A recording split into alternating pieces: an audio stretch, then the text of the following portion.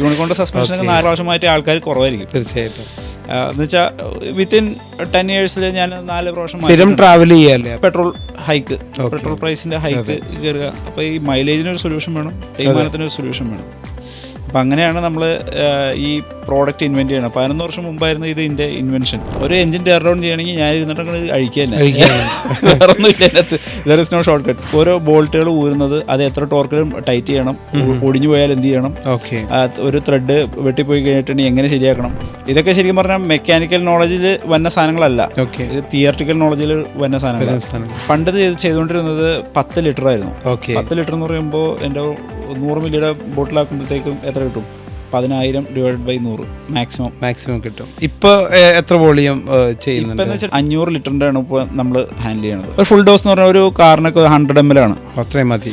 ഒരു ബൈക്കിനൊക്കെ 50 മില്ലിയാണ്. 40 kilometre mileage എൻ്റെ full size സെഡാനിന് കിട്ടി. 40 kilometre mileage. Who will believe it? ഞാൻ ഈ പ്രോഡക്റ്റ് കണ്ടുപിടിച്ചിട്ടുണ്ടെങ്കിൽ പോലും അന്നത്തെ സമയത്ത് 40 km/L മൈലേജ് കിട്ടുന്ന ഒരു സെഡാൻ ഇല്ല.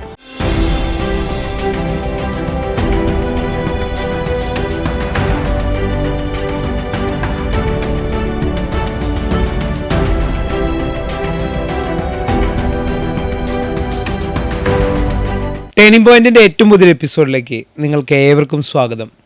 ഇന്ന് നമ്മുടെ അതിഥിയായിട്ട് എത്തിയിരിക്കുന്നത് ആർമറോൾ നാനോ ടെക്നോളജീസിൻ്റെ സാരഥിയും റിസർച്ച് ഹെഡുമായിട്ടുള്ള ഫിറോസ് മുസ്തഫയാണ്. അദ്ദേഹം ഒരു പുതിയ പ്രൊഡക്റ്റുമായിട്ടാണ് നമ്മുടെ മുമ്പിൽ എത്തിയിരിക്കുന്നത്. വാഹനപ്രേമികൾക്ക് ഏറ്റവും ഉപകാരപ്പെടുന്ന ഒരു വീഡിയോ ആണിത്. വാഹനത്തിൻ്റെ എഞ്ചിൻ്റെ കാര്യക്ഷമത കൂട്ടുന്ന ഒരു പുതിയ പ്രൊഡക്റ്റുമായിട്ടാണ് വന്നിരിക്കുന്നത്, നാനോ ലൂപ്പ്. അപ്പോൾ നമുക്ക് ആ വിശേഷങ്ങളും അദ്ദേഹത്തിൻ്റെ എങ്ങനെയാണ് ഈ പ്രൊഡക്റ്റ് ഉണ്ടാകാനുള്ള സാഹചര്യമൊക്കെ ഉണ്ടായെന്ന് നമുക്ക് അറിയാൻ വേണ്ടി ഈ പ്രോഗ്രാമിലേക്ക് ഹാർദവമായിട്ട് സ്വാഗതം ചെയ്യുകയാണ്. Welcome to this programme. Thank you very much. ആദ്യം തന്നെ എവിടെയാണ് ജനിച്ചത്, എന്തൊക്കെയാണ് പഠിച്ചത്, അതൊക്കെ പറഞ്ഞിട്ട് നമുക്ക് തുടങ്ങാം. ഞാൻ ജനിച്ചത് ദുബായിലായിരുന്നു. ദുബായിലാവാൻ കാരണം നമ്മുടെ ഫാദർ ഒരു 30-35 വർഷത്തോളം ആള് ഗൾഫിൽ ആണ് പണിയെടുത്തത്. അപ്പോൾ കുടുംബമായിട്ട് അവിടെയാണ് സെറ്റിലായിട്ടുണ്ടായിരുന്നത്. ഒരു 5ാം ക്ലാസ് തൊട്ട് നാട്ടിൽ തന്നെയാണ്. 5ാം ക്ലാസ് കഴിഞ്ഞ് ഉടനെ ഞാൻ ഇങ്ങോട്ട് വന്ന് 6ാം ക്ലാസ് 7ാം ക്ലാസ് 8ാം ക്ലാസ് എല്ലാം നമ്മുടെ നാട്ടിൽ തന്നെയാണ്. നാട്ടിൽ തന്നെ ഒരു പലയിടങ്ങളിലായിട്ട് നിന്നിട്ടുണ്ട്. ആദ്യം ഒരു 2 വർഷം തൃശ്ശൂർ മാള എന്ന് പറയുന്നത്. പിന്നീട് അവിടുന്ന് 8ാം ക്ലാസ് 9ാം ക്ലാസ് 10th 11th 12 തൊട്ട് BTech ഡിഗ്രി വരെയും എല്ലാം നമ്മുടെ മൂവാറ്റുപുഴ തന്നെ നിന്നിട്ടായിരുന്നു. ശരിക്കും സ്വദേശം മൂവാറ്റുപുഴയാണ്. അതെ. എൻ്റെ ഗ്രാജുവേഷൻ ഞാൻ എടുത്തത് Kothamangalam MA college, Mar Athanasius college of engineering. അപ്പോൾ അത് ഞാൻ ശരിക്കും പറഞ്ഞു കഴിഞ്ഞിട്ടുണ്ടെങ്കിൽ ഒരു 10ാം ക്ലാസ് തൊട്ടേ ഒരു ലാപ്ടോപ്പും കമ്പ്യൂട്ടറൊക്കെ സർവീസ് ചെയ്യുമായിരുന്നു. വീടുകളിലൊക്കെ കയറി ഇറങ്ങി നമ്മൾ ഈ പറഞ്ഞ മദർ ബോർഡ് കംപ്ലൈൻറ്റ് ഉണ്ടെങ്കിൽ അതൊക്കെ റിപ്പയറിങ് അന്ന് തൊട്ടേ സ്റ്റാർട്ട് ചെയ്യുമായിരുന്നു. അപ്പോൾ അത്യാവശ്യം പഠിക്കാനുള്ള പോക്കറ്റ് മണി കാര്യങ്ങളൊക്കെ നമുക്ക് അന്നേ ഫ്രീലാൻസ് വർക്കിലൂടെ തന്നെ നമ്മൾ എൻ ചെയ്യുന്നുണ്ടായിരുന്നു. അതെ. ഈ BTech കഴിഞ്ഞ് ഉടനെ തന്നെ UST ഗ്ലോബൽ എന്ന് പറയുന്ന കമ്പനിയിൽ ഞാൻ കയറി പറ്റുമായിരുന്നു. ക്യാമ്പസ് സെലക്ഷൻ തന്നെയായിരുന്നു. ക്യാമ്പസ് സെലക്ഷൻ കഴിഞ്ഞ് ഞങ്ങൾ എന്ത് പൊസിഷനിലാണ് അവിടെ കയറിയത്? ജൂനിയർ എഞ്ചിനീയർ എന്നുള്ള പൊസിഷനിലായിരുന്നു. എന്നിട്ട് അവിടെ നിന്ന് ഒരു എനിക്ക് തോന്നുന്നു 1 വർഷം കഴിഞ്ഞ് കഴിഞ്ഞപ്പോഴത്തേക്കും ഒരു എഞ്ചിനീയർ എന്നുള്ള പോസ്റ്റിലേക്ക് അവിടെ നിന്ന് ഒരു 3 വർഷം കഴിഞ്ഞ് കഴിയുമ്പോഴത്തേക്കും സീനിയർ സോഫ്റ്റ്വെയർ എഞ്ചിനീയറായി. അവിടെ ഒരു 5.5 വർഷം കഴിഞ്ഞ് കഴിഞ്ഞപ്പോഴത്തേക്കും ഞാൻ TCSലേക്ക് മാറി, ടാറ്റ കൺസൾട്ടൻസി സർവീസ്. അവിടെ കാക്കനാടുള്ള അവിടെ കൺസൾട്ടൻ്റ് ആയിട്ടാണ്, ടെക്നിക്കൽ കൺസൾട്ടൻ്റ് ആയിട്ടാണ്. ഇറങ്ങാൻ നേരത്ത് അസോസിയേറ്റ് കൺസൾട്ടൻറ്റിലേക്ക് പ്രൊമോഷൻ കിട്ടിയിരുന്നു. എപ്പോഴാണ് ഇങ്ങനെ ഒരു ടേണിംഗ് പോയിന്റ് ഉണ്ടായത്? UST ഉണ്ടായിരുന്ന സമയത്തായിരുന്നു. UST ഞാൻ ഈ പറഞ്ഞ കമ്മ്യൂട്ടിങ് നടത്തുന്ന സമയത്ത് നമ്മുടെ ബൈക്കിലാണ് യാത്ര. പണ്ടേ തൊട്ട് ഈ സയൻറ്റിഫിക് മൈൻഡ് ഉണ്ട് നമുക്ക്. ഓട്ടത്തിൻ്റെ ഭാഗമായിട്ട് നമുക്ക് വണ്ടിക്ക് വന്യ മെയിൻ്റനൻസ് വരുന്നുണ്ട്, മെയിനായിട്ട് എഞ്ചിൻ ഭാഗത്തു നിന്നാണ്. അന്നത്തെ കാലത്ത് ആ route Muvattupuzha to Infopark route എന്ന് പറഞ്ഞാൽ വളരെ ദുർഘടം പിടിച്ച റോഡൊക്കെ വളരെ മോശമായിരുന്നല്ലോ. വളരെ മോശം എന്ന് വെച്ചാൽ ഒരു എനിക്ക് തോന്നുന്നു സസ്പെൻഷനൊക്കെ ഒരു 4 പ്രാവശ്യമൊക്കെ ഞാൻ മാറ്റിയിട്ടുണ്ട്. യൂണിക്കോണിൻ്റെ സസ്പെൻഷനൊക്കെ 4 പ്രാവശ്യം മാറ്റിയ ആൾക്കാർ കുറവായിരിക്കും. തീർച്ചയായിട്ടും. എന്ന് വെച്ചാൽ വിത്തിൻ 10 years ഞാൻ 4 പ്രാവശ്യം സ്ഥിരം ട്രാവൽ ചെയ്യാല്ലേ. പെട്രോൾ ഹൈക്ക്, പെട്രോൾ പ്രൈസിൻ്റെ ഹൈക്ക് കയറുക. അപ്പോൾ ഈ മൈലേജിനൊരു സൊല്യൂഷൻ വേണം, തേയ്മാനത്തിനൊരു സൊല്യൂഷൻ വേണം. അപ്പം അങ്ങനെയാണ് നമ്മൾ ഈ പ്രോഡക്റ്റ് ഇൻവെൻറ്റ് ചെയ്യണം. 11 വർഷം മുമ്പായിരുന്നു ഇതിൻ്റെ ഇൻവെൻഷൻ. 11 വർഷം മുമ്പ് ഇൻവെൻറ്റ് ചെയ്ത് കഴിഞ്ഞു. പിന്നീട് അങ്ങോട്ടുള്ള ടെസ്റ്റിങ് നടത്തും. നമ്മുടെ തന്നെ വണ്ടിയിൽ അത് ടെസ്റ്റ് ചെയ്ത് എനിക്ക് യൂണിക്കോൺ ബൈക്ക് മാത്രമല്ല, ഒരു ബീറ്റ് ഡീസൽ കാറുണ്ട്, ഒരു മാരുതി 800 ഉണ്ട്, പിന്നെ 2 സ്കൂട്ടറുകളും ഉണ്ട്. ഒരെണ്ണം ഹീറോ പ്ലഷർ ഒരെണ്ണം, യമഹ റേ, പിന്നെ ഒരു ബുള്ളറ്റും തണ്ടർബേർഡും. ഇത്രയും വണ്ടികൾ ഉണ്ടായിരുന്നു. അതെ, ഇതിലാണ് പരീക്ഷണങ്ങൾ നടത്തിക്കൊണ്ടിരുന്നത്. അത് ഫസ്റ്റ് യൂണിക്കോണിൽ ട്രയൽ നടത്തും. ഓക്കെ. അതിനകത്ത് ഒരു 50,000 കിലോമീറ്ററോളം ഞാൻ ഇതിൻ്റെ എൻജിനും ഹെഡും സാധനങ്ങളെല്ലാം അഴിച്ച് പീസ് ആക്കി അതിൻ്റെ മെഷർമെൻറ്റ്സൊക്കെ നേരത്തെയും ബിഫോർ ആഫ്റ്ററൊക്കെ എടുത്ത് വെച്ചിട്ടുണ്ടായിരുന്നു. ഓക്കെ. അപ്പോൾ നമ്മുടെ ഈ പ്രോഡക്റ്റ് യൂസ് ചെയ്തതിന് ശേഷം അതിനകത്ത് തേയ്മാനം എന്ന് പറയുന്ന സാധനം കാണാനില്ല. It was eureka moment. Okay. നമ്മളത് റിയലൈസ് ചെയ്ത സമയം ആണ് നമ്മൾ ഈ 11 വർഷം മുമ്പ് എന്ന് പറയുന്നത്. അപ്പോൾ ഇതിപ്പോൾ മാർക്കറ്റിൽ ഇറങ്ങിയിട്ട് എത്ര വർഷമായിട്ടുണ്ട്? ഇതിപ്പോൾ മാർക്കറ്റിൽ ഇറങ്ങിയിട്ട് ഒരു 5 വർഷമേ ഉണ്ടാവുള്ളൂ. 6 വർഷം ശരിക്കും കംപ്ലീറ്റ് പരീക്ഷണങ്ങളായിരുന്നു. അപ്പോൾ ഈ പരീക്ഷണങ്ങൾ നടത്തിക്കൊണ്ടിരിക്കുമ്പോൾ നമ്മൾ ഫേസ് ചെയ്തിട്ടുള്ള കുറേ ബുദ്ധിമുട്ടുകളും പ്രശ്നങ്ങളൊക്കെ ഉണ്ടാവുമല്ലോ. പരീക്ഷണത്തിൽ എപ്പോഴും നമുക്ക് ചാലഞ്ചസ് തന്നെയായിരിക്കും. നമ്മുടെ ജീവിതം മുഴുവനും പരീക്ഷണമുള്ളൂ. നമ്മളിപ്പോൾ ഈ ഒരു നിമിഷം നമ്മൾ സംസാരിക്കുന്നു, അടുത്ത നിമിഷം നമുക്ക് പുതിയതാണ്. അതെ, തീർച്ചയായിട്ടും. അത് ജീവിതം എന്ന് പറയുന്നതിന് ഒരു അനുഗ്രഹം കൂടിയാണ്. അനുഗ്രഹം കൂടിയാണ്. നമ്മുടെ ജീവിതം തന്നെയാണ് അതിനെ പരീക്ഷണം. ജോലിയുടെ ഇത്രയും ഹെക്ടിക് ആയിട്ടുള്ള ജോലി ബിസി ഷെഡ്യൂളാണല്ലോ, അതിനിടയിൽ ഇത്രയും സമയം എങ്ങനെയാണ് കണ്ടെത്തുന്നത് എന്നാണ് ഞാൻ ചോദിക്കുന്നത്. I was A round the clock Guy. Okay. at some point. Okay. 24 hours duty. 24 hours ഞാൻ കണ്ടിന്യൂസ് ആയിട്ട് 48 hours ഒക്കെ ഓഫീസിൽ നിന്ന് വർക്ക് ചെയ്തിട്ടൊക്കെ ഉണ്ട്. അപ്പോൾ അതിൻ്റെ ക്ഷീണം തീർക്കാൻ വേണ്ടി നമ്മൾ ഒരു ദിവസം ഓഫ് എടുക്കും. ആ സമയത്താണ് ഇങ്ങനെയൊക്കെ പരീക്ഷണങ്ങൾ നടത്തുന്നത്. ചില ദിവസങ്ങളിൽ വർക്ക് കുറവുണ്ടാവും. അപ്പോൾ അങ്ങനെയുള്ള ദിവസങ്ങളിൽ നമ്മളൊരു 3 മണിയാകുമ്പോൾ പോവും, ഒരു 11 മണിയൊക്കെ ആകുമ്പോഴത്തേക്കും തിരിച്ചു വരും. പിന്നെ ഒരു 3 മണിക്കൂർ ചിലപ്പോൾ ഉറങ്ങും. അത് കഴിഞ്ഞിട്ട് പിന്നെ എക്സ്പീരിയൻസ് ആണ് നമ്മൾ ഓഫീസിൽ പോണവര്. അപ്പോൾ ഇതിന് വീട്ടിൽ നിന്നുള്ള സപ്പോർട്ടൊക്കെ എങ്ങനെയാണ് വരിക? വീട്ടിൽ നിന്ന് മനസ്സിലാവില്ലല്ലോ, കാരണം ഒരു ശാസ്ത്രജ്ഞന്റെ ജീവിതം എന്ന് പറഞ്ഞാൽ ആർക്കൊന്നും മനസ്സിലാവില്ല. ചിലപ്പോൾ വട്ടനാണെന്ന് മറ്റുള്ളവർ മുദ്രകുത്തുകയും ചെയ്യും. അവനവൻ്റെതായ കാര്യങ്ങളെല്ലാം കറക്റ്റായിട്ട് ചെയ്യുന്നുണ്ട്. അതെ. അപ്പോൾ അതുകൊണ്ട് വട്ടനെന്ന് മുദ്ര കുത്താൻ പറ്റണില്ല. എന്തോ പ്രശ്നമുണ്ടെന്ന് മാത്രം. അങ്ങനെയാണ് നമ്മുടെ ആ ഒരു ജേർണി സ്റ്റാർട്ട് ചെയ്യണത്. എന്ന് വെച്ചാൽ എനിക്ക് ഭാഗ്യത്തിന് എൻ്റെ ദൈവകടാക്ഷം എന്നൊക്കെ പറയുന്ന പോലെ എനിക്ക് നല്ലൊരു വൈഫിനെ കിട്ടി. ഇതിന്റെ കൂടെ നമുക്ക് നല്ലൊരു വൈഫിനെ കൂടി കിട്ടിയില്ലെങ്കിൽ നമ്മള് ഫെയിലിയറിലേക്ക് പോകും. അപ്പോൾ അതുകൊണ്ടാണ് ഞാൻ പറഞ്ഞത് ദൈവകടാക്ഷം ഭയങ്കരമായിട്ടുണ്ട്. നമ്മുടെ ചിന്തകൾ വേറെ ലെവലിലാണല്ലോ. അപ്പോൾ ആളും എന്നെ മനസ്സിലാക്കുന്ന ടൈപ്പാണ്. നമ്മുടെ ചാലഞ്ചസുകൾ ഞാൻ സംസാരിക്കുമെങ്കിൽ പുള്ളിക്കാരിക്ക് കാര്യമായിട്ടൊന്നും മനസ്സിലാവില്ല, എന്നാലും ഒരു ലിസണറാണ് ആൾ, നല്ലൊരു ലിസണറാണ്. ചില കാര്യങ്ങൾ ലോജിക്കലായിട്ടൊക്കെ ചോദിക്കും. ഇങ്ങനെ പറഞ്ഞത് അങ്ങനെ ആയിരുന്നല്ലോ, അപ്പോൾ ഇങ്ങനെ പറഞ്ഞത് ഇങ്ങനെ അല്ലേ എന്ന് ചോദിക്കും. നമ്മളൊക്കെ കൂടുതൽ ലോജിക്ക് അവർക്കായിരിക്കും ഉണ്ടാവുക. ഇങ്ങനെ ഇത് ഉപയോഗിച്ച് കഴിഞ്ഞിട്ടുണ്ടെങ്കിൽ ഇങ്ങനെ സംഭവിച്ചു കഴിഞ്ഞിട്ടുണ്ടെങ്കിൽ പിന്നെ ഇതെന്ത് ചെയ്യും? അത് ശരിക്കും പറഞ്ഞാൽ വൈഫായിട്ട് ഡിസ്കസ്. അതുകൊണ്ട് തന്നെയാണ് ആളെ പിടിച്ച് ഞാൻ ഇതിൻ്റെ പ്രൊപ്പറേറ്റർ ആക്കി വെച്ചാണ്. കമ്പനിയുടെ പ്രൊപ്പറേറ്റർ ആക്കി വെക്കാൻ പറ്റിയ ആളാണ്, വൈഫാണ്. അതെ, അക്കൗണ്ട്സ് ഇതെല്ലാം ലേഡീസിന് ഭയങ്കരമായിട്ട് കിട്ടുന്നത്. ജെൻസ് ചെയ്യില്ല എന്നല്ല, അതിനേക്കാൾ നന്നായിട്ട് ചിലപ്പോൾ ജെൻസ് ചെയ്യണവരുണ്ടാവാം. നമ്മളെ സംബന്ധിച്ചിടത്തോളം നോക്കുമ്പോൾ ഏറ്റവും എന്താ പറയുക ആപ്റ്റ് ആയിട്ടുള്ള പേഴ്സൺ ആണ് അവിടെ. അക്കൗണ്ടബിലിറ്റി, അതെ, അങ്ങനെയൊക്കെയുള്ള കുറേ ബെനിഫിറ്റ്സ് പുള്ളിക്കാരിക്കുണ്ട്. ഇത് സ്റ്റാർട്ട് ചെയ്യുന്നതൊക്കെ ഒറ്റയ്ക്ക് തന്നെയായിരുന്നു? സ്റ്റാർട്ട് ചെയ്യുന്ന സമയത്ത് വൈഫ് ഉണ്ടായിരുന്നു, ബ്രദർ ഉണ്ടായിരുന്നു. അപ്പോൾ ബ്രദർ കഴിഞ്ഞ കൊല്ലമാണ് മരണപ്പെട്ടത്. പെട്ടെന്നൊരു അറ്റാക്ക് വന്ന ആൾ കുഴഞ്ഞു മരിക്കുമായിരുന്നു. അപ്പോൾ brother as A founding member കൂടിയായിരുന്നു. കാരണം എന്ന് വെച്ചിട്ടുണ്ടെങ്കിൽ ഈ സൊല്യൂഷൻ ഞാൻ 12 വർഷം മുമ്പ് ഞാനിത് കണ്ടുപിടിക്കുന്ന സമയത്ത് മൂപ്പര് പറഞ്ഞൊരു വാക്കുണ്ട്, എടാ നീ ഇത് കണ്ടുപിടിച്ചു, സാധനമൊക്കെ കൊള്ളാം, ഇതുകൊണ്ട് 4 പേർക്ക് ഗുണമില്ലെങ്കിൽ ഇത് കണ്ടുപിടിച്ചുകൊണ്ട് വല്ല പ്രയോജനമുണ്ട്.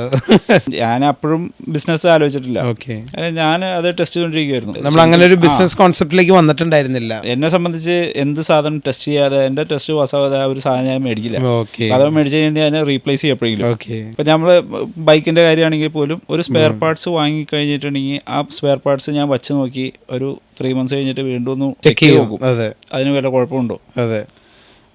അങ്ങനെയാണെങ്കിലാണ് ആ ഞാൻ വാങ്ങിയ സ്പെയർ പാർട്സിന്റെ brand I will trust definitely at least 3 months എങ്കിലും. പരീക്ഷണങ്ങളോട് മാത്രമേ വിശ്വസിക്കത്തുള്ളൂ. എക്സ്പെരിമെന്റ്. ജ്യേഷ്ഠം പോയതിന്റെ ഏറ്റവും വലിയൊരു പ്രശ്നം എന്ന് വെച്ചാൽ നമ്മുടെ കണക്കുകളൊക്കെ വാലിഡേറ്റ് ചെയ്യാൻ പറ്റിയ ഒരു ആള് നഷ്ടപ്പെട്ടു എന്നുള്ളതാണ്. ഇപ്പം എന്തെല്ലാം കാര്യങ്ങളിലാണ് ബ്രദർ സപ്പോർട്ട് ചെയ്തുകൊണ്ടിരുന്നത്? മെയിനായിട്ട് നമ്മുടെ സയന്റിഫിക് ഒബ്സർവേഷൻസ്, അതിന്റെ എവിഡൻസുകൾ, അതിന്റെ ഫൈൻഡിങ്സ്, അതിൻ്റെ ബെനിഫിറ്റ്സ്, നമ്മൾ ഡിറൈവ് ചെയ്യുന്ന ബെനിഫിറ്റ്സുകൾ. നമ്മളൊരു ഒബ്സർവേഷനിലേക്ക് പോകുമ്പോൾ ഫുള്ളി മാത്തമാറ്റിക്സ് ആയിരിക്കും. അതെ, തീർച്ചയായിട്ടും. അപ്പോൾ അതിൻ്റെ ഫൈൻഡിങ്സ് എന്ന് പറയുന്നത് മാത്സ് തന്നെയാണ്. മാത്തമാറ്റിക്കൽ വാല്യൂസാണ്. അപ്പോൾ നമുക്ക് ആ ഫൈൻഡിങ്സ് കണ്ടിട്ട് നീ ചെയ്ത മെത്തേഡ് ഓക്കെയാണ്, റിസൾട്ട്സും ഇത്ര തന്നെ ഉണ്ട് എന്നുള്ളത് എനിക്ക് മനസ്സിലായി. ഇവാലുവേഷൻ കറക്റ്റ് ആക്കി തരുന്നത്. അതെ. അപ്പോൾ അതിൽ നിന്ന് നീ ഡിറൈവ് ചെയ്തേക്കുന്ന കൺക്ലൂഷനും കറക്റ്റാണ്. ഇത് പറഞ്ഞു തരാൻ ഒരാൾ വേണമല്ലോ എപ്പോഴും അല്ലേ. നമുക്ക് എത്ര വലിയ കഴിവുണ്ടായിട്ടും കാര്യമില്ല, മറ്റൊരാൾക്ക് മനസ്സിലാവാത്തോടത്തോളം കാലം അത് ഫെയിലിയറാണ്. തീർച്ചയായിട്ടും. മെയിനായിട്ട് ജ്യേഷ്ഠനിൽ ഉണ്ടായിരുന്ന ഒരു ഏറ്റവും വലിയ ഗുണം എന്ന് വെച്ചിട്ടുണ്ടെങ്കിൽ കോമൺ മാനെ അറിയുമായിരുന്നു ആള്. അതെ, നന്നായിട്ട് മെന്റാലിറ്റി വ്യക്തമായിട്ട് അറിയാം.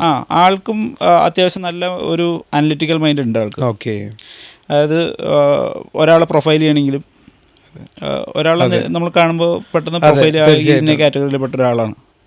എന്നാൽ അവനൊരു ഇന്റർപേഴ്സണൽ സ്കില്ലുണ്ട് ആൾക്ക്. ശരിക്കും ഒരു വലങ്കൈ പോലെ തന്നെയായിരുന്നു ബ്രദർ ഉണ്ടായിരുന്നത്. അതെ അതെ അതെ. നമ്മളിപ്പോൾ ആ നഷ്ടം നികത്താനായിട്ട് നമുക്ക് ഒന്നും ചെയ്യാൻ പറ്റില്ല, നഷ്ടം തന്നെയാണ്. പിന്നെ നമുക്ക് നെക്സ്റ്റ് ബെസ്റ്റ് തിങ് എന്ന് പറഞ്ഞിട്ടുണ്ടെങ്കിൽ ഒരാളെ ഹയർ ചെയ്യുക എന്നുള്ളതാണ് പുള്ളിയുടെ സാലറി വേക്കൻസിയിൽ. പിന്നെ അപ്പോൾ നമ്മളൊരു കൂടെ ഒരു മെക്കാനിക്ക്, ട്രഡീഷണൽ മെക്കാനിക്ക്, ഒരു ആശാൻ്റെ കീഴിൽ നിന്ന ഒരു മെക്കാനിക്ക് നമ്മുടെ കയ്യിൽ വന്നു. ഓക്കെ. അപ്പോൾ എന്ന് വെച്ചിട്ടുണ്ടെങ്കിൽ ഞാൻ ബൈ ദ ബുക്സ് ആണ്, പുള്ളി ബൈ ദ റെഞ്ചാണ്. അതാണ് വ്യത്യാസം. ഓക്കെ. അപ്പോൾ പണത് പഠിച്ച എക്സ്പീരിയൻസ് അവനുണ്ട്, തിയറട്ടിക്കൽ നോളജ് നമുക്കുണ്ട്. അതെ, രണ്ടും ബ്ലെൻഡ് ചെയ്യുമ്പോഴാണ് ഹിസ്റ്ററി ഉണ്ടാവുക. നമുക്ക് ശരിക്കുള്ള ഒബ്സർവേഷൻസും റിസൾട്ട്സും ഫൈൻഡിങ്സും അത് തമ്മിലുള്ള ഒരു കോൺവെർസേഷൻ, അല്ലെങ്കിൽ ഡിസ്കഷൻ വരിക. ഓക്കെ. ആ ഡിസ്കഷൻ്റെ ഫലമായിട്ട് ഉരുത്തിരിയുന്ന കാര്യങ്ങളാണ് പിന്നീട് വരുന്ന ക്ലെയിംസ് എന്ന് പറയുന്നത്. ഒരു പ്രോഡക്റ്റിനെ സംബന്ധിച്ച് ഇത് ഇത്ര ശതമാനം ഇൻക്രീസ് ചെയ്യുന്നുണ്ട്, ഓക്കെ, ഇത് ഇത്ര ശതമാനം ഫ്യൂവൽ എക്കണോമി വരുന്നുണ്ട്, ഓക്കെ, ഇത് ഇത്ര ശതമാനം എൻജിൻ്റെ എഫിഷ്യൻസി കൂട്ടുന്നുണ്ട്. അതെ, അത് കൗണ്ടർ ചെയ്യാൻ ബൈ ദ റേഞ്ച് അതെ people they won't be hesitant. Yeah, of course, because live data കണ്ടുകൊണ്ടിരിക്കുകയാണ്. അതെ, ശരിയാണ്, ആ പറഞ്ഞത് കറക്റ്റാണ്. ഒഴിക്കുന്നതിന് മുമ്പ് ഇത്രയും ആയിരുന്നു, ഒഴിച്ചതിന് ശേഷം ഇത്രയാണ്. വണ്ടി ഓടിക്കുമ്പോൾ തന്നെ വണ്ടിയുടെ സ്മൂത്ത്നെസ്സിൽ നിന്ന് നമുക്ക് മനസ്സിലാക്കുന്നുണ്ട് improvement. We can feel that. Yes yes. C, നമ്മളൊരു എൻഡ് ഓഫ് ദി ഡേ നമ്മളൊരു ജേർണിയിൽ നമ്മളൊരു വണ്ടിയിൽ പോകുമ്പോൾ നമുക്ക് ആ വണ്ടി സ്മൂത്ത് അല്ലെങ്കിൽ നമ്മൾ ഭയങ്കര ടയർഡാവും. അതെ, എൻജിൻ്റെ ഹാർഷ്നെസ് നമുക്ക് വണ്ടിയിൽ കിട്ടും. അതെ. പിന്നെ റോഡ്സ് അത്ര മോശമൊന്നുമില്ല, ഇപ്പോൾ കുറച്ച് വ്യത്യാസം വന്നു തുടങ്ങിയിട്ടുണ്ട്. തീർച്ചയായിട്ടും ലേറ്റസ്റ്റ് ടാറിങ് ടെക്നോളജി ഒക്കെ വന്നു കഴിഞ്ഞപ്പോഴത്തേക്കും മെഷീൻ ടാറിങ് ഭയങ്കര യൂസ്ഫുൾ ആണ്. എന്ന് വെച്ചിട്ടുണ്ടെങ്കിൽ ആ റോഡിൻ്റെ ജോമെട്രിയും ഡിസൈൻ കാര്യങ്ങളെല്ലാം കറക്റ്റായി വരുന്നുണ്ട്. ഏത് പോയിന്റിലാണ് ഇതൊരു പ്രൊഡക്റ്റ് ആക്കി മാറ്റാം, ഇതൊരു ബിസിനസ് ആക്കി മാറ്റാം എന്നൊരു തീരുമാനം എടുക്കുന്നത്? ജ്യേഷ്ഠൻ പറഞ്ഞൊരു വാക്കുണ്ട്, നീ കണ്ടുപിടിച്ചുകൊണ്ട് ഗുണപ്പെടുന്നില്ല, നിനക്ക് ഗുണപ്പെട്ടിട്ട് നിനക്ക് മാത്രമല്ലേ ഗുണമുള്ളൂ. അതെ, തീർച്ചയായും. സമൂഹത്തിന് ഗുണപ്പെടുന്നില്ലല്ലോ. അത് നമ്മുടെ മനസ്സിലുണ്ടായിരുന്നു, അതൊരു നീറ്റൽ പോലെ ഇങ്ങനെ കിടക്കും. ഓക്കെ. അത് പിന്നെ നമ്മൾ ഈ 5 വർഷം കഴിഞ്ഞ് പിന്നെ ഒരു തീരുമാനം എടുക്കണം. ഓക്കെ. ഞാൻ IT ഫീൽഡായിട്ട് തുടർന്ന് കഴിഞ്ഞിട്ടുണ്ടെങ്കിൽ ഈ പ്രോഡക്റ്റിന് ഫ്യൂച്ചറില്ല. It is worth sacrificing for എന്നുള്ള ലെവലിലുള്ള ടെക്നോളജിയാണത്. അതെ, ഒന്ന് വിടാതെ ഒന്ന് നേടാൻ പറ്റില്ല. അതെ അതെ അതെ. അപ്പം ഞാൻ നോക്കിയപ്പോൾ ഞാൻ ഇറങ്ങുന്ന സമയത്ത് എനിക്കൊരു 1.5 ലക്ഷം രൂപയൊക്കെ സാലറി നമുക്ക് ക്രെഡിറ്റ് ആവുന്നുണ്ട്. ഓക്കെ. 1 ലക്ഷം 1.3 ആണ് എൻ്റെ ഒരു ലാസ്റ്റ്. അത് ഇറങ്ങുമ്പോൾ 1,30,000 സാലറി ഉണ്ട് ശരിക്കും, നമുക്ക് ക്രെഡിറ്റ് ആവും. Okay.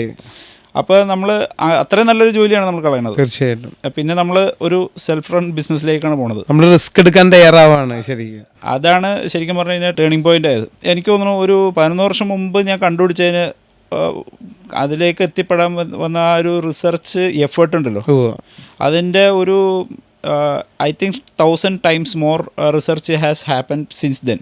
Definitely, yeah. Global competitor ആയിട്ടുള്ള നമുക്ക് ഒരു പ്രോഡക്റ്റ് ഉണ്ട്, നാനോ ടെക്നോളജി തന്നെ ബേസ് ചെയ്തിട്ട്. അപ്പോൾ ആ പ്രോഡക്റ്റ് ഞാൻ വരുത്തിക്കേണ്ട ഈ അടുത്ത കാലത്ത്. നമ്മൾ വലിയ സിനിമയിലെ സൂപ്പർ സ്റ്റാർ എന്ന് പറഞ്ഞിട്ട് കാര്യമില്ല, സ്വന്തം വീട്ടിലും കൂടി. അപ്പം നമ്മളെ വരുത്തിച്ച് വണ്ടിയിൽ ആഡ് ചെയ്ത് കഴിഞ്ഞ് ഒരു അറൗണ്ട് 3,000 kilometers നമുക്ക് അതിൻ്റെ സ്മൂത്ത്നെസ് കിട്ടി. ഓക്കെ. അത് കഴിഞ്ഞിട്ട് ആ സ്മൂത്ത്നെസ് പോയി. അപ്പം നമുക്ക് മനസ്സിലായി we are up against nothing. Definitely we have already accomplish that. Okay. അപ്പോൾ ഇനി അതിൻ്റെ മേളിലേക്കാണ് നമുക്ക് വർക്ക് ചെയ്യേണ്ടതുള്ളത്. അപ്പോൾ എന്ന് വെച്ചിട്ടുണ്ടെങ്കിൽ നമ്മൾ ഗ്ലോബൽ കോമ്പറ്റീറ്റർ ആയിട്ടുള്ള അത്രയും നല്ല പ്രോഡക്റ്റ് ഉണ്ടാക്കുന്ന ഒരു കമ്പനീനെ നമുക്ക് ഓവർകം ചെയ്യാൻ സാധിച്ചു എന്നുള്ളതാണ്. അത്രയധികം ഹാർഡ് വർക്കും അതിനനുസരിച്ചുള്ള റിസർച്ചും ചെയ്താൽ മാത്രമാണ് അതുകൊണ്ട് ആ ലെവലിലേക്ക് നമുക്ക് എത്തിപ്പെടാൻ പറ്റുള്ളൂ. കംഫർട്ട് സോണിൽ നിന്നാണ് നമ്മൾ പെട്ടെന്ന് മാറുന്നത്. ഈ അവസ്ഥ എങ്ങനെയാണ് മാനേജ് ചെയ്തത്? അത് ട്രാൻസിഷൻ ചെയ്യാന്ന് വെച്ചിട്ടുണ്ടെങ്കിൽ എനിക്ക് ഒരു ദിവസം 9 മണിക്കൂർ വർക്ക് ചെയ്തില്ലെങ്കിൽ മേലാകെ തരിക്കും, സാറ്റിസ്ഫാക്ഷൻ കിട്ടില്ല, ഡോപ്പമൈൻ ഫിക്സ് ചെയ്തിട്ടില്ല. എനിക്ക് തോന്നുന്നു നമ്മളെ കുറേ കാറ്റഗറിയാന്ന് തോന്നുന്നു. ബേസിക്കലി എല്ലാവരും എന്നെ വർക്ക് ഹോളിക്കാണ് വിളിക്കുന്നത്. I work and also enjoy. Okay. അത് നമുക്ക് എൻജോയ്മെന്റ് ഇല്ലാത്തൊരു വർക്ക് ചെയ്തിട്ട് കാര്യമില്ല. അപ്പോൾ നമുക്കൊരു മെന്റൽ സാറ്റിസ്ഫാക്ഷൻ എങ്കിലും കിട്ടണം. അതെ. ഞാനതിൽ വിശ്വസിക്കുന്ന ഒരാളാണ്. അപ്പോൾ നമ്മൾ ആ റിസർച്ചിലും നമ്മൾ ആ ഒരു ലെവൽ ഡെഡിക്കേഷൻ കീപ്പ് ചെയ്തിട്ടുണ്ട്. പിന്നീട് ഈ 9 മണിക്കൂർ വർക്ക് നമ്മുടെ റിസർച്ചിൽ കണ്ടെത്താൻ ഒരു ബുദ്ധിമുട്ടില്ല. ഒരു കാര്യം നമ്മൾ കണ്ടെത്തണം എന്നുണ്ടെങ്കിൽ മിനിമം 3 ദിവസമെങ്കിലും കണ്ടിന്യൂസ് ആയിട്ട് അതിൻ്റെ പുറകെ നിന്നാൽ മാത്രമാണ് ഒരു ഒബ്സർവേഷൻ ശരിയുള്ളൂ. അപ്പോൾ എത്ര ഒബ്സർവേഷൻ എടുത്താലാണ് നമുക്ക് അതിൻ്റെ ഒരു ആവറേജ് എടുക്കാൻ പറ്റുള്ളൂ. തീർച്ചയായിട്ടും എടുക്കുന്ന ആവറേജ് ഒരു ആക്യുറസി പോയിന്റിലേക്ക് വരുന്നുണ്ടെങ്കിൽ അത്രയധികം ഒബ്സർവേഷൻസ് നമ്മൾ നടത്തണം. പിന്നീട് നമുക്ക് ഈ കസ്റ്റമേഴ്സിനെയൊക്കെ കിട്ടി തുടങ്ങി നമ്മൾ ഈ ഗ്യാരേജ് സപ്പോർട്ടോടുകൂടി ഒരു മുന്നോട്ട് പോയ സമയത്ത് നമുക്ക് ഒരുപാട് ലേണിങ്സ് വന്നിട്ടുണ്ട്. ഈ കസ്റ്റമേഴ്സിനെ കിട്ടിയത് എങ്ങനെയാണ്? അതിൻ്റെ ഒരു റഫറൽ ത്രൂ ആണ് മെയിനായിട്ട്. ഉപയോഗിച്ച ആൾക്കാർ എവിടെ ഈ സാധനം ഒഴിച്ചിട്ടുണ്ടെങ്കിൽ വണ്ടി വേറെ കിളി മാറി പോകും, ഇത് ഒഴിക്കട എന്ന് പറയുമ്പോൾ തന്നെ ആ കേട്ടിരിക്കുന്ന ആൾ അത്ര ആത്മബന്ധമുള്ള ആളൊക്കെ ആണെങ്കിൽ എടുത്തങ്ങോട്ട് ഒഴിക്കും, കൂടുതൽ ആലോചിക്കാനൊന്നും നിൽക്കില്ല. അത് ഒഴിച്ച് അവരും ഇത് പോകും. അങ്ങനെയാണ് ഇത് കൂടുതൽ സ്പ്രെഡ് ആക്കണം. ഈ ഇൻഫ്ലുവൻസേഴ്സിൻ്റെ സഹായം വന്നിട്ടുണ്ട്. ഓക്കെ, യൂട്യൂബ് ഇൻഫ്ലുവൻസേഴ്സ് എനിക്ക് തോന്നുന്നു ഏതെങ്കിലും യൂട്യൂബ് ഇൻഫ്ലുവൻസർ ഫ്രീ ആയിട്ട് ആർക്കെങ്കിലും ചെയ്തിട്ടുണ്ടെങ്കിൽ അത് എൻ്റെ കേസിൽ മാത്രമേ ഉണ്ടാവുള്ളൂ. ഫസ്റ്റത്തെ വീഡിയോ എനിക്ക് തോന്നുന്നു ഇബാദ് റഹ്മാനാണ് നമ്മുടെ മാസ് ഓഡിയൻസിലേക്ക് സംഭവം എത്തിച്ചേക്കുന്നത്. വളരെ വലിയ തോതിൽ നമുക്കൊന്നും ഹാൻഡിൽ ചെയ്യാൻ പറ്റാത്ത വോളിയം വന്നു. ഇബാദ് റഹ്മാൻ്റെ വീഡിയോ വന്ന് ഉടനെ വന്ന ആ ഒരു തരാന്ന് പറഞ്ഞിട്ടുണ്ടെങ്കിൽ ഇറ്റ് വാസ് ഫോർകാസ്റ്റബിൾ. നമുക്ക് ഫോർകാസ്റ്റ് ചെയ്യാൻ പറ്റില്ല. നമുക്ക് എന്തെങ്കിലും ഡാറ്റ ഉണ്ടെങ്കിലല്ലേ ഫോർകാസ്റ്റ് ചെയ്യാൻ പറ്റുള്ളൂ. അതുവരെ നമ്മൾ ആ ഒരു വോളിയം ഹാൻഡിൽ ചെയ്തിട്ടില്ല. അത്ര ഒരു വോളിയം വന്നു കഴിഞ്ഞപ്പോൾ ഇറ്റ് ഈസ് സീരിയസ്. പിള്ളേർ കളിച്ച് നടക്കാൻ പറ്റില്ല, കാര്യമില്ല. അപ്പോൾ സംഭവം we need to be more systematic, organised and we have to follow some processes. അപ്പോൾ ആ പ്രോസസ്സുകൾ ഫോളോ ചെയ്ത് ചെയ്യാം. അത് ഭയങ്കര ടീഡിയസ് പരിപാടിയാണ്. Tedious, it gives it's worth. If you follow it gives it's worth. കാരണം എന്ന് വെച്ച് കഴിഞ്ഞാൽ നമ്മൾ ആ പ്രോസസ്സ് ഫോളോ ചെയ്യണ സമയത്ത് നമുക്ക് ഒരുപാട് ഓവർബർഡും വരില്ല. എല്ലാം റിഫൈൻഡ് ആയിട്ടായിരിക്കും അതിൻ്റെ റിസൾട്ടുകൾ വരുന്നത്. അപ്പം നമുക്കതിനകത്ത് കൂടുതൽ വർക്ക് ചെയ്യേണ്ട ആവശ്യം വരില്ല. റിസൾട്ടിൽ കൂടുതൽ വർക്ക് ചെയ്യേണ്ട ആവശ്യമില്ല. അത് ജസ്റ്റ് ഒരു ഒബ്സർവേഷൻ ആണെങ്കിൽ നമുക്ക് ഭയങ്കര ബുദ്ധിമുട്ടാണ്. കാരണം ഫോർ എക്സാമ്പിൾ നമ്മളിപ്പോൾ മൈലേജ് ടെസ്റ്റ് ചെയ്യുന്നു. അപ്പോൾ ടെമ്പറേച്ചർ, ഹ്യൂമിഡിറ്റി, ഇതെല്ലാം കോൺസ്റ്റൻ്റ് ആയിട്ടിരിക്കുന്ന സമയത്ത് വേണം രണ്ടാമതും ടെസ്റ്റ് ചെയ്യാനായിട്ട്. It's not easy. You have to make observation of temperature and humidity as well. സി നമ്മളൊരു എനിക്കൊരു ആസ്ട്രോളജറെ സംബന്ധിച്ച്, അതായത് നമ്മൾ ഈ സാറ്റലൈറ്റ്സിനൊക്കെ പഠിക്കുന്ന ആളെ സംബന്ധിച്ച് അയാൾ എടുക്കുന്ന ഒബ്സർവേഷൻസ് ശ്രദ്ധിച്ചിട്ടുണ്ടോ? ഭയങ്കര ആക്യുറസിയോടുകൂടിയാണ് എടുക്കുന്നത്. അത് എഴുതി ഭയങ്കരമായിട്ടുള്ളൊരു ഡാറ്റയാണ് അവർ എടുക്കുന്നത്. അതിൻ്റെയൊക്കെ കൂടിയും സ്റ്റാൻഡേർഡ് ഡീവിയേഷനും മീൻ ഡീവിയേഷനൊക്കെ എടുത്ത് സംഭവം സ്റ്റാറ്റിസ്റ്റിക്സിലേക്ക് കയറ്റിയിട്ടാണ് അവർ ഒബ്സർവേഷൻ എടുക്കുന്നത്. പല സമയത്ത് ഈ ഒബ്സർവേഷൻസ് ഒരു വാല്യൂസും കിട്ടില്ല നമുക്ക്.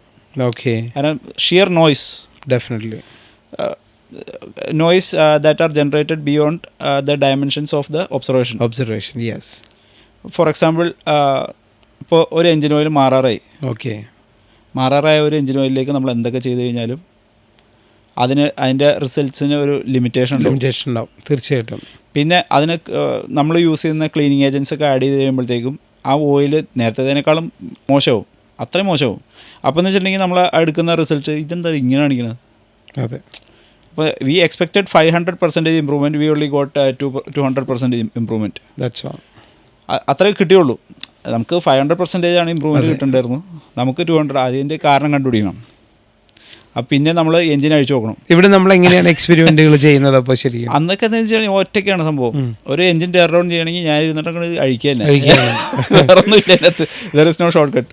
അതിപ്പോൾ ഓരോ ബോൾട്ടുകൾ ഊരുന്നത് അത് എത്ര ടോർക്കിലും ടൈറ്റ് ചെയ്യണം, ഒടിഞ്ഞു പോയാൽ എന്ത് ചെയ്യണം, ഒരു ത്രെഡ് വെട്ടിപ്പോയി കഴിഞ്ഞിട്ടുണ്ടെങ്കിൽ എങ്ങനെ ശരിയാക്കണം, അഴിച്ച രീതിയിൽ തിരിച്ചു പിടിപ്പിക്കണം, ഒന്നും വാഷേഴ്സ് ഒന്നും വിട്ടുപോകാൻ പാടില്ല, എല്ലാം കറക്റ്റായിട്ട് ഓർഗനൈസ് ചെയ്ത് എല്ലാം കറക്റ്റ് ഓർഡറിൽ തന്നെ പിടിപ്പിക്കണം. ഗ്യാസ്കറ്റുകൾ ആദ്യം അങ്ങനെ.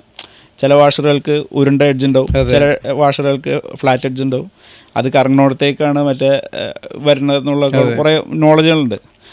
ഇതൊക്കെ ശരിക്കും പറഞ്ഞാൽ മെക്കാനിക്കൽ നോളജിൽ വന്ന സാധനങ്ങളല്ല, ഇത് തിയറിറ്റിക്കൽ നോളജിൽ വന്ന സാധനങ്ങളാണ്. ഒരു മെക്കാനിക്കിനെ സംബന്ധിച്ച് ആ വാഷർ 200 അങ്ങോട്ട് പോയി കയറ്റി പിടിപ്പിക്കാന്നുള്ളൂ. That is also correct. ഇപ്പോൾ ഒരു ഫാക്ടറി ആയിട്ട് സ്റ്റാർട്ട് ചെയ്യാമെന്ന് വിചാരിക്കുന്നതും എപ്പോഴാണ് സ്റ്റാർട്ട് ചെയ്തതും? നമ്മുടെ ഫസ്റ്റ് ഇൻഫ്ലുവൻസറിൻ്റെ ഫലമായിട്ട് നമുക്ക് ഒരുപാട് ഓർഡേഴ്സ് വന്നു. നമുക്കത് കൺവെൻഷൻ രീതിയിൽ ഹാൻഡിൽ ചെയ്യാൻ പറ്റില്ല എന്നുള്ള തിരിച്ചറിവിൽ നിന്നാണ് നമ്മൾ ഒരു തീരുമാനം എടുക്കുന്നത്. ഒരു ഫാക്ടറി വേണം. അപ്പോൾ നമ്മുടെ സൈഡിൽ തന്നെ, നമ്മുടെ വീടിൻ്റെ സൈഡിൽ തന്നെ ഒരു കടമുറി പണ്ടേ ഫാദർ പണിതിട്ടുണ്ടായിരുന്നു. അപ്പോൾ നമ്മൾ അത് അത്യാവശ്യം നല്ല ഏരിയയാണ്. ഒരു ഫാക്ടറി, ഒരു MSME ഫാക്ടറി തുടങ്ങാൻ ഒരു ബുദ്ധിമുട്ടില്ല. ഓക്കെ. നമ്മളൊരു അങ്ങനെ അത് സാധനം നമ്മുടെ ബ്രദറിൻ്റെ അടുത്ത് പറഞ്ഞപ്പോൾ തന്നെ പുള്ളി പ്ലാനൊക്കെ ഇട്ട് ചടപടി പരിപാടി അങ്ങ് ക്ലിയർ ചെയ്തു. പിന്നെ നമുക്ക് സൗകര്യമായി എല്ലാ പരിപാടികളും. കാരണം റിസർച്ചിന് ഒരു കമ്പാർട്ട്മെൻറ്റ്, പാക്കിങ്ങിന് ഒരു കമ്പാർട്ട്മെൻറ്റ്, മാനുഫാക്ചറിങ് ഒരു കമ്പാർട്ട്മെൻറ്റ്, അങ്ങനെ കറക്റ്റായിട്ട് അങ്ങ് തിരിച്ചു തന്നു. നമുക്ക് യൂസ് ചെയ്യേണ്ട മെഷീനറീസ് നമ്മുടെ ഇന്ത്യയിൽ മാനുഫാക്ചർ ചെയ്യുന്നില്ല ഫസ്റ്റ്. ഓക്കെ. അപ്പോൾ നമ്മൾ അതിൻ്റെ സ്പെസിഫിക്കേഷൻ എന്തായിരിക്കണം, അതെങ്ങനെ ബില്ല് ചെയ്യണം, അങ്ങനെയുള്ള സാധനങ്ങളെല്ലാം ഇതിനെക്കുറിച്ചുള്ള പഠനം നടത്തിയതിന് ശേഷം ഇത്ര ഇമ്പാക്ട് ഫോഴ്സ് വരണം, അപ്പോൾ അതിനനുസരിച്ചുള്ള മെഷീൻ ഇത്ര RPM വേണം എന്നുള്ളതൊക്കെ കണ്ടുപിടിച്ച് ഓക്കെ അങ്ങനെയാണ് ഓരോ മെഷീൻസിൻ്റെ സ്പെക്ക് ഡിറൈവ് ചെയ്യണം. എന്നിട്ട് പിന്നെ അത് നമ്മൾ നല്ല കറക്റ്റായിട്ട് നമ്മൾ പറയുന്ന രീതിയിൽ തന്നെ ഉണ്ടാക്കി തരാൻ പറ്റുന്ന കമ്പനികൾ കണ്ടുപിടിച്ച് അങ്ങോട്ട് കോൺട്രാക്ട് കൊടുക്കും. അപ്പോൾ ആദ്യത്തെ ഒരു വോളിയം എത്ര വോളിയമാണ് ചെയ്തത്? പണ്ട് ചെയ്തുകൊണ്ടിരുന്നത് 10 ലിറ്റർ ആയിരുന്നു. ഓക്കെ. 10 ലിറ്റർ എന്ന് പറയുമ്പോൾ എൻ്റെ 100 മില്ലിയുടെ ബോട്ടിലാക്കുമ്പോഴത്തേക്കും എത്ര കിട്ടും? 10,000 ഡിവൈഡ് ബൈ 100 മാക്സിമം കിട്ടും. ഇപ്പോൾ എത്ര വോളിയം ചെയ്യുന്നുണ്ട്? ഇപ്പം 500 ലിറ്ററിൻ്റെ ആണ് ഇപ്പോൾ നമ്മൾ ഹാൻഡിൽ ചെയ്യണത്. ഓക്കെ. 500 ലിറ്റർ എന്ന് പറയുമ്പോൾ ഡെഫിനറ്റ്ലി അതൊരു ബാച്ചിൻ്റെ ആണ്. അത് ശരിക്കും പറഞ്ഞാൽ നമുക്ക് ഇപ്പോഴത്തെ കപ്പാസിറ്റി അനുസരിച്ച് ഒരു ദിവസം 2 ബാച്ച് ഉണ്ടാക്കാനുള്ള കപ്പാസിറ്റി ഉണ്ട് നമുക്ക്. അപ്പോൾ 1000 litres per day is possible at the moment. Okay. പക്ഷെ നമുക്ക് അതിനുള്ള റിക്വയർമെൻറ്റ്സ് ഇല്ല. അതെ. കാരണം എന്ന് വെച്ചിട്ടുണ്ടെങ്കിൽ ഇത് യൂസ് ചെയ്യുന്ന കസ്റ്റമേഴ്സ് എല്ലാം നമ്മളെ ട്രസ്റ്റ് ചെയ്യുന്ന ആൾക്കാർ മാത്രമാണ് വാങ്ങിച്ചു യൂസ് ചെയ്യുക. ഓക്കെ. അല്ലാത്തൊരു പകുതി മൈൻഡിൽ കൊണ്ടുപോയി ഒഴിച്ച് ചെയ്യേണ്ടിയുള്ള പ്രശ്നം എന്ന് വെച്ചിട്ടുണ്ടെങ്കിൽ വണ്ടിയുടെ ടയർ പഞ്ചറായാലും ഇത് ഒഴിച്ച് കഴിഞ്ഞതിന് ശേഷമാണ് അത് സംഭവിച്ചത്, അങ്ങനെ ഒരു വർത്തമാനം പറയും. ഒരു പ്രശ്നമുണ്ട്. ഓട്ടോമോട്ടീവ് രംഗത്ത് ഇത് ഭയങ്കര പ്രശ്നമാണ്. ഓക്കെ. പാർട്സിൻ്റെ ക്വാളിറ്റീനെ ചോദ്യം ചെയ്യും, അല്ലെങ്കിൽ നമ്മൾ യൂസ് ചെയ്യുന്ന സാധനത്തിൻ്റെ ക്വാളിറ്റിയെ ചോദ്യം ചെയ്യും. അപ്പോൾ അതൊരു ഭയങ്കര ഒരു തിരിച്ചറിവായിരുന്നത്. ഓക്കെ.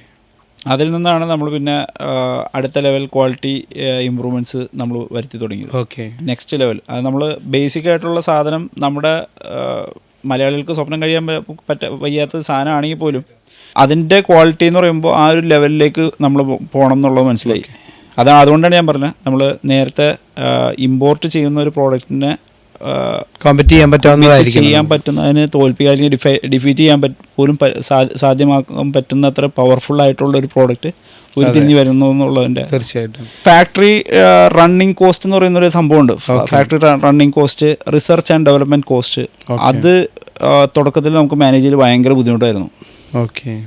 അത് ശരിക്കും പറഞ്ഞാൽ ഞാൻ കമ്പനിയിൽ വർക്ക് ചെയ്തുകൊണ്ടിരുന്ന സമയത്ത് അന്ന് കിട്ടിക്കൊണ്ടിരുന്ന സാലറി ഒരു ഭൂരിഭാഗം ഇതിനു വേണ്ടി മാറ്റി വയ്ക്കുമായിരുന്നു. ആ അസറ്റാണ് ഇതിനകത്തേക്കൊക്കെ വരുന്നത്, ഇൻവെസ്റ്റ് ചെയ്യുന്നത്. അതെ, ക്യാപിറ്റലായിട്ട് വരുന്നത്. എനിക്ക് തോന്നുന്നു റൈറ്റ് അബൌട്ട് 1 crore അടുത്ത് ഇൻവെസ്റ്റ്മെന്റ് വന്നിട്ടുണ്ട്. അതെ. ഓക്കെ. അപ്പോൾ നമ്മൾ ജോലി ചെയ്ത പൈസയാണ് കംപ്ലീറ്റ്. അതെ. പക്ഷേ നമുക്ക് അതിനുള്ള വരുമാനം ഇല്ല. 1 crore നമ്മൾ മുടക്കിയ ഒരു ബിസിനസ്സിൽ നിന്ന് എക്സ്പെക്റ്റ് ചെയ്യുന്ന വരുമാനം ഇല്ല നിലവിൽ. ഓക്കെ. കാരണം നമ്മൾ ഈ പ്രോഡക്റ്റുകൾ വിറ്റഴിക്കാൻ നോക്കുന്നത് ഒരു ബിസിനസ് മൈൻഡിലാണ്. ഓക്കെ. അതെന്ന് വെച്ചിട്ടുണ്ടെങ്കിൽ ഒരു മിനിമം വോളിയം വേണം, ഓർഡർ വോളിയം. അപ്പോൾ അതിനനുസരിച്ച് നമ്മൾ പ്രോഫിറ്റ് അത്രയും കുറച്ചിട്ട് നമുക്ക് എടുക്കാൻ പറ്റും. അപ്പം ഞാൻ അതിലെ വിശ്വസിക്കുന്ന ഒരാളാണ്. കാരണം എന്ന് വെച്ചിട്ടുണ്ടെങ്കിൽ ഒരു 100 രൂപയുടെ സാധനം 1000 രൂപയ്ക്ക് വിൽക്കുക എന്ന് പറഞ്ഞ ഒരു പരിപാടി നമുക്ക് ചെയ്യാൻ പറ്റില്ല. ഓക്കെ. തീർച്ചയായിട്ടും. Users should get what they are paying four. Okay. Definitely. അതിന് വാല്യൂ തീർച്ചയായിട്ടും. അപ്പോൾ നമ്മൾ അതിനകത്ത് ഭയങ്കര ഒരു മുൻതൂക്കം കൊടുക്കുന്ന ഒരാളാണ്. ഇപ്പോഴും നമുക്ക് ഒരു ബോട്ടിൽ വാങ്ങിക്കുമ്പോൾ സർട്ടൻ ഗ്രാംസ് ഓഫ് നാനോലൂബ് മിനിമം വേണമെന്ന് പറഞ്ഞാൽ പോലും നമ്മളതിനകത്ത് ഒരു പടി മുന്നിൽ ഇട്ടെങ്കിലേ ഉള്ളൂ. പിന്നെ ഇത് പാക്ക് ചെയ്യുന്നവരുടെ കയ്യിലും കൂടി ഉണ്ട് ഈ സാധനം. നമ്മൾ എത്രയൊക്കെ ഇൻസ്ട്രക്ഷൻ, എത്രയൊക്കെ സർവീസ് ഓപ്പറേറ്റിംഗ് പ്രൊസീജിയറൊക്കെ എഴുതി കൊടുത്താൽ പോലും കൊണ്ടുപോയി തെറ്റിക്കും. അതിൻ്റെ ഫലമായിട്ട് കുറച്ച് പണികൾ കിട്ടേണ്ടതാണ്. ഓക്കെ. പിന്നെ നമ്മൾ അതിൽ നിന്നും പാഠം ഉൾക്കൊണ്ട് പിന്നെ അടുത്ത രീതിയിലേക്ക് പോകും. ഇടയ്ക്കിടയ്ക്കുള്ള റാൻഡം സൂപ്പർവിഷൻ, അങ്ങനെയുള്ള സംഭവങ്ങൾ നമ്മൾ ചെയ്യും. ഈ എഫിഷ്യൻസി കൂടുന്നുണ്ടെന്നുള്ളത് ഏത് തരത്തിലുള്ള വണ്ടികളിലൊക്കെ ഉപയോഗിച്ചിട്ടാണ് മനസ്സിലാക്കിയത്? നമ്മുടെ മെക്കാനിക്ക് നേരത്തെ പറഞ്ഞ പോലെ ആ പുള്ളിയുടെ എൻജിൻ പണിത വണ്ടിയിലേക്ക് ഈ 50 മില്ലി, അതായത് ബൈക്കിൻ്റെ ഡോസാണ്. ബൈക്കിന് നമ്മൾ സാധാരണയായിട്ട് കൊടുക്കുന്ന ഡോസ് കൊടുത്തിട്ട് പോലും അതിനകത്ത് റിസൾട്ട് പറഞ്ഞപ്പോഴാണ് ഞാൻ അതിനകത്ത് നിന്ന് മനസ്സിലാക്കുന്നത് നമ്മുടെ ഒരു പ്രോഡക്റ്റിൻ്റെ ഒരു മികവ്. ഓക്കെ. അതാ നമ്മൾ ഒരു ലിറ്ററിന് ഒരു 300 രൂപ 400 രൂപ വിലയുള്ള ഒരു ഓയിൽ നമ്മൾ ഇപ്പോൾ മാർക്കറ്റിൽ നിന്ന് വാങ്ങിച്ചതിന് ശേഷം അതിനകത്തേക്ക് ഒരു അഡിറ്റീവ് അതും ബൈക്കിന് കൊടുക്കുന്ന ഒരു അഡിറ്റീവ് നമ്മൾ അതിനകത്ത് ഒഴിക്കുമ്പോൾ അതിനകത്ത് വ്യത്യാസം വരുന്നുണ്ടെന്ന് പറയുമ്പോൾ അതിനകത്ത് മനസ്സിലാക്കാം. ഒരു ഡോസ് എന്ന് പറഞ്ഞാൽ എത്രയാണ് അളവ്? ഒരു ഫുൾ ഡോസ് എന്ന് പറഞ്ഞാൽ ഒരു കാറിനൊക്കെ 100 ml ആണ്. അത്രയും മതി. ആ ഒരു ബൈക്കിനൊക്കെ 50 മില്ലിയാണ്. കാരണം ബൈക്ക് എയർ കൂൾഡ് എൻജിൻസ് ആയിരിക്കും മിക്കവാറും, ഭയങ്കര ഹൈ ടെമ്പറേച്ചറിൽ വർക്ക് ചെയ്യുന്ന സാധനം. അപ്പോൾ നല്ലപോലെ ടെമ്പറേച്ചർ കുറച്ച് കൊടുക്കണം. നമ്മൾ പ്രോഡക്റ്റ് യൂസ് ചെയ്യുമ്പോൾ നമ്മൾ ഒരു എഞ്ചിനിൽ നിന്ന് എക്സ്പെക്ട് ചെയ്യുന്നത് ഹീറ്റാണ്. ആ ഹീറ്റ് അങ്ങോട്ട് കുറയുന്നതാണ്. കാരണം എന്ന് വെച്ച് കഴിഞ്ഞാൽ എഫിഷ്യൻസി കൂടുന്ന സമയത്ത് വേസ്റ്റേജ് കുറയുന്നത്, ഹീറ്റായിട്ട് വേസ്റ്റായി പോകുന്നത് കുറയുന്നു. ഓക്കെ. ലൂബ്രിക്കേഷൻ ഇമ്പ്രൂവ് ആവുന്ന സമയത്ത് ഫ്രിക്ഷൻ കുറയുന്നു, അതുമൂലമുണ്ടാകുന്ന ഹീറ്റ് അങ്ങ് കുറയുന്നു. അതെന്ന് വെച്ചിട്ടുണ്ടെങ്കിൽ എൻജിൻ കൂളിംഗ് കൂടിക്കൊണ്ടിരിക്കും. എൻജിൻ, അതായത് എൻജിൻ ഹീറ്റ് കൺട്രോൾഡ് ആയിരിക്കും. അതെ. ഇപ്പം നമ്മളൊരു എക്സാമ്പിൾ പറഞ്ഞിട്ടുണ്ടെങ്കിൽ നമ്മളൊരു ഓയിലിന് പകരം ഒരു ലിക്വിഡ് മെറ്റലാണ് നമ്മൾ അതിനകത്തോടെ പാസ് ചെയ്യണമെങ്കിൽ അതിൻ്റെ തെർമൽ കണ്ടക്ടിവിറ്റി നന്നായിട്ട് കൂടും. അതെന്ന് വെച്ചാൽ നല്ലപോലെ കൂൾ ചെയ്യാനുള്ള കഴിവ് വരും. വെള്ളത്തിനാണ് ശരിക്കും നല്ല തെർമൽ കണ്ടക്ടിവിറ്റി ഉള്ളത്, പക്ഷേ വെള്ളം നമുക്ക് യൂസ് ചെയ്യാൻ പറ്റില്ല. It causes corrosion. നമുക്ക് മെർക്കുറി യൂസ് ചെയ്യാൻ പറ്റില്ല, സെലീനിയം യൂസ് ചെയ്യാൻ പറ്റില്ല. പിന്നെ ഉള്ളതെന്ന് പറഞ്ഞിട്ടുണ്ടെങ്കിൽ നാനോ ടെക്നോളജിയാണ്. നാനോ ടെക്നോളജി എന്ന് പറയുമ്പോൾ trillions of nano ball bearings ആണ് വരുന്നത്. ഒരു ലിക്വിഡിൻ്റെ അകത്ത് ഇത്രയും ബോൾ ബെയറിങ്സ് വരുന്ന സമയത്ത് അതിന് തെർമൽ കണ്ടക്ടിവിറ്റി അങ്ങ് ഇമ്പ്രൂവ് ആവും. തീർച്ചയായിട്ടും. കാരണം ആ basically nano particles R solid. ഇപ്പം നമ്മളൊരു ഏറ്റവും ബാഡ് തെർമൽ കണ്ടക്ടർ എന്ന് പറയുന്നതാണ് നമ്മുടെ ഈ മാർബിൾ എന്നൊക്കെ പറയുന്ന സാധനം. ഓക്കെ. പക്ഷെ നമ്മൾ ഒരു ചൂട് ഓയിലിൽ അല്ലെങ്കിൽ വെള്ളത്തിൽ നമ്മൾ ഒരു മാർബിളിൻ്റെ കഷ്ണം ഇട്ട് കഴിഞ്ഞിട്ടുണ്ടെങ്കിൽ even that will heat up very fast rather quickly than we think, even thick one. Yes, of course. അപ്പോൾ ഇതെന്ന് വെച്ചിട്ടുണ്ടെങ്കിൽ ഹീറ്റ് ഹോൾഡിംഗ് കപ്പാസിറ്റി കൂട്ടും. ഓക്കെ. സോളിഡ്സിന് ഉള്ള പ്രത്യേകത എന്ന് വെച്ചാൽ ഹീറ്റ് ഹോൾഡിംഗ് കപ്പാസിറ്റിയാണ്. അപ്പോൾ ഒരു large amount of heat if you absorb from the liquid and transport it to a cooler area, there will be an efficient heat transfer as well. Okay. Along with lubrication we get these many benefits. Okay.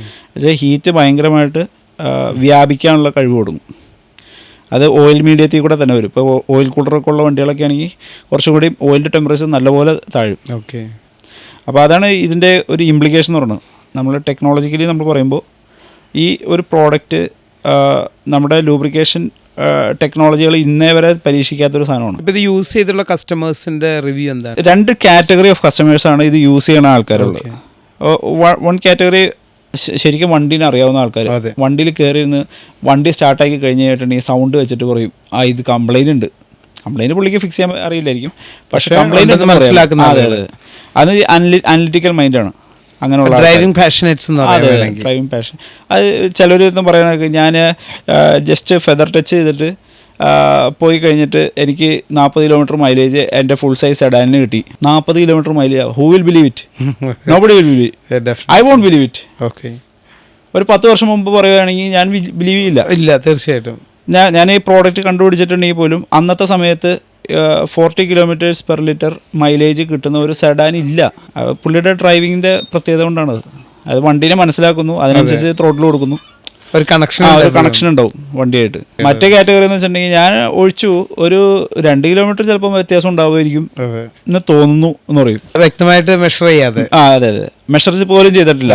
അതായത് അതിൻ്റെ സൂചിയുടെ നീഡിൻ്റെ ഗ്രൂ വെച്ചിട്ട് ഇത്ര കട്ട താന്നു. അപ്പം പിന്നെ അത്ര ആയിരിക്കുമല്ലോ ഒരു അപ്രോക്സിമേറ്റ്. ചിലർ OBD കമ്പ്യൂട്ടറിൽ നോക്കിയിട്ട് പറയും അതിനകത്ത് നേരത്തെ ഇത്രയാണ് മൈലേജ് ഉണ്ടായിരുന്നത്, നാനോ പൊഴിച്ചതിന് ശേഷം കുറഞ്ഞിട്ടുണ്ടെന്ന് പറയും. അപ്പം നമ്മൾ പറയും അന്ന് റീസെറ്റ് അടിച്ചു വയ്ക്കുക. റീസെറ്റ് അടിച്ച് കഴിയുമ്പോഴത്തേക്കും ഇതിൻ്റെ യഥാർത്ഥ മൈലേജ് കാണിച്ചു കൊടുക്കും. അപ്പം ഞെട്ടിപ്പോവും. 13 കിലോമീറ്റർക്ക് മൈലേജ് കിട്ടുന്ന സാധനത്തിന് 18 കിലോമീറ്റർ മൈലേജ്. ഓക്കെ. കൊള്ളാലോ പരിപാടി. 13 കിലോമീറ്റർ ഇന്നോവയ്ക്കാണ് ഉദ്ദേശിച്ചത്. പഴയ മോഡൽ ഇന്നോവയ്ക്ക് നല്ല ബോഡി വെയിറ്റ് ഉള്ള വണ്ടിയാണ്. 13 കിലോമീറ്റർ മൈലേജ് 18 മൈലേജ് ആക്കുക എന്ന് പറഞ്ഞിട്ടുണ്ടെങ്കിൽ ഇറ്റ് ഈസ് അൺബിലീവബിൾ അച്ചീവ്മെന്റ്. തീർച്ചയായിട്ടും. അത്രയും കിട്ടുന്നുണ്ട് ശരിക്കും. അതെ. ഓക്കെ. അത് പിന്നെ it all depends on engine. Severely worn എൻജിനൊക്കെ ആണെന്നുണ്ടെങ്കിൽ നമുക്ക് ചെയ്യാൻ ഒരു ലിമിറ്റേഷൻ ഉണ്ടാവും. അതെ. മോഡറേറ്റ് കണ്ടീഷനൊക്കെ ആണെങ്കിൽ it will be more than enough. Severely worn condition വന്നു കഴിഞ്ഞാൽ മാത്രമാണ് നമ്മുടെ പ്രോഡക്റ്റ് യൂസ് ചെയ്യാൻ റിസൾട്ട് കിട്ടാൻ ചിലപ്പോൾ ഒരുപക്ഷെ കിട്ടില്ല എന്ന് തന്നെ വരാം. അതെ. കാരണം ഉദാഹരണം പറഞ്ഞിട്ടുണ്ടെങ്കിൽ ഒരു വൃദ്ധനെ കൊണ്ട് നീ ഇന്ന് 100 കിലോയുടെ ബാർ എടുത്തിട്ട് 10 പ്രാവശ്യം അടിക്കണം എന്ന് പറഞ്ഞിട്ടുണ്ടെങ്കിൽ നടക്കുമോ? ഇല്ല, ഒരിക്കലും പറ്റൂലല്ലോ. ഇത്രയൊരു വലിയ കമ്പനിയിലേക്ക് എത്തി നിൽക്കുകയാണ്. അപ്പോൾ ഇനിയുള്ള ഫ്യൂച്ചർ പ്ലാനുകൾ എന്തൊക്കെയാണ്? ഇപ്പം നമ്മൾ മെയിനായിട്ട് റിസർച്ചിലാണ് നമ്മൾ ഫോക്കസ് ചെയ്തുകൊണ്ടിരിക്കുന്നത്. ഇപ്പം നിലവിൽ ഒരു കമ്പനി യൂസ് ചെയ്യുന്ന ഇൻഗ്രീഡിയൻറ്റ് നമ്മൾ യൂസ് ചെയ്യുന്നുണ്ട്. അതായത് ഇപ്പോൾ ഈ ഗ്ലോബൽ കോമ്പറ്റീറ്റേഴ്സ് യൂസ് ചെയ്യുന്ന ഒരു മോളിക്യൂൾ അവരുടെ അല്ല, നമ്മുടേതായിട്ടുള്ളൊരു സ്പെഷ്യാലിറ്റി നമ്മൾ മാനുഫാക്ചർ ചെയ്യുന്നിടത്ത് ഡയറക്റ്റ് എടുത്തിട്ടാണ് നമ്മളത് ചെയ്യുന്നത്. ഓക്കെ. ഇപ്പം നമ്മൾ ഇനിയുള്ള ഫേസ് എന്ന് പറഞ്ഞിട്ടുണ്ടെങ്കിൽ കസ്റ്റം മാനുഫാക്ചറിങ് ആണ്. അതായത് ഒരു മോളിക്യൂളിൻ്റെ ഷേപ്പ് ഇന്നതായിരിക്കണം, സൈസ് ഇന്നതായിരിക്കണം, അതിന് ഇന്ന പ്രോപ്പർട്ടീസ് വേണം, ഇത്ര സർഫസ് എനർജി ഉണ്ടാവാൻ പാടുള്ളൂ, ഏതൊരു ഓയിലും കോമ്പാറ്റബിൾ ആയിരിക്കണം. അപ്പോൾ എന്ന് വെച്ചിട്ടുണ്ടെങ്കിൽ ഏറ്റവും ഇപ്പോൾ ഉള്ള എല്ലാ പ്രശ്നങ്ങളും തീരും. ഇന്റർനാഷണൽ ക്വാളിറ്റി ഉള്ള ഒരു പ്രൊഡക്റ്റ് ആയിട്ട് മാറും നമ്മുടെ. അതെ. ഓക്കെ. അതാണ് അതിൻ്റെ റിസർച്ച് ഇപ്പോൾ നടന്നു കഴിഞ്ഞു. അതിൻ്റെ സാമ്പിൾ കിട്ടാൻ വേണ്ടി വെയിറ്റ് ചെയ്തുകൊണ്ടിരിക്കുന്നു. ഓക്കെ. അപ്പോൾ അത് സാമ്പിൾ കിട്ടിക്കഴിഞ്ഞ് നമ്മളത് അപ്രൂവ് ചെയ്ത് കഴിഞ്ഞിട്ടുണ്ടെങ്കിൽ അടുത്ത ബാച്ച് തൊട്ടിട്ട് അതും കയറും. കുറച്ചുകൂടി ഗ്യാരേജ് ഓറിയൻറ്റഡ് ആയിട്ടുള്ള കസ്റ്റമേഴ്സ് നമുക്ക് വരിക എന്നുള്ളതാണ്. അതായത് ഇതിൻ്റെ ഡിസ്ട്രിബ്യൂട്ടേഴ്സായിട്ട് മാറുക എന്നുള്ളതാണ്. അപ്പോൾ എന്ന് വെച്ചിട്ടുണ്ടെങ്കിൽ അവർക്ക് ഗ്യാരേജ് നടത്തുന്നതിൻ്റെ കൂടെ ഒരു അഡീഷണൽ റവന്യൂ നാനോലൂബ് ത്രൂ വരികയും ചെയ്യും. അവർക്കും ഏൺ ചെയ്യാൻ കഴിയും. അതിൻ്റെ ഗുണങ്ങൾ അവർക്കും ആസ്വദിക്കാൻ പറ്റും. കസ്റ്റമേഴ്സ് ഇതിൻ്റെ നാനോലൂബിൻ്റെ കസ്റ്റമേഴ്സ് നമ്മുടെ അടുത്ത് വരുമ്പോൾ ശരിക്കും ഭയങ്കര റെസ്പെക്റ്റോടു കൂടിയാണ് തന്നെ. കാരണം വെച്ചിട്ടുണ്ടെങ്കിൽ ആ വണ്ടിയുടെ ബിഫോർ കണ്ടീഷൻ അല്ല പിന്നെ ഈ സാധനം ഒഴിച്ചു കഴിഞ്ഞിട്ടുള്ളത്. ബേസിക്കലി ആ കസ്റ്റമേഴ്സ് നമുക്ക് റെസ്പെക്ട് ചെയ്യുന്നുണ്ട്. ആ റെസ്പെക്റ്റ് ഇവർക്കും കിട്ടുന്നുള്ളതാണ്. ഓക്കെ. അതായത് അവരുടെ എൻഡ് യൂസേഴ്സ് വരുന്ന സമയത്ത് ആ ഒരു പരിപാടി ചെയ്ത് വിട്ട് കഴിഞ്ഞതിന് ശേഷം ആ കസ്റ്റമേഴ്സ് തിരിച്ചു വരുന്ന സമയത്ത് അടുത്ത സർവീസിന് വരുന്ന സമയത്ത് ആ ഒരു സന്തോഷം ഉണ്ടാവും. അതെ. They will be happy. അപ്പോൾ എല്ലാ തരത്തിലും കേരളത്തിൽ നിന്നൊരു ഇൻ്റർനാഷണൽ പ്രൊഡക്റ്റ് ഉണ്ടാവട്ടെ, ബ്രാൻഡ് ലോകോത്തര ഒരു പ്രൊഡക്റ്റായിട്ട് മാറട്ടെ എന്ന് ആത്മാർത്ഥമായിട്ട് പ്രാർത്ഥിക്കുകയാണ്. എല്ലാവിധ ആശംസകളും. Thank you very much.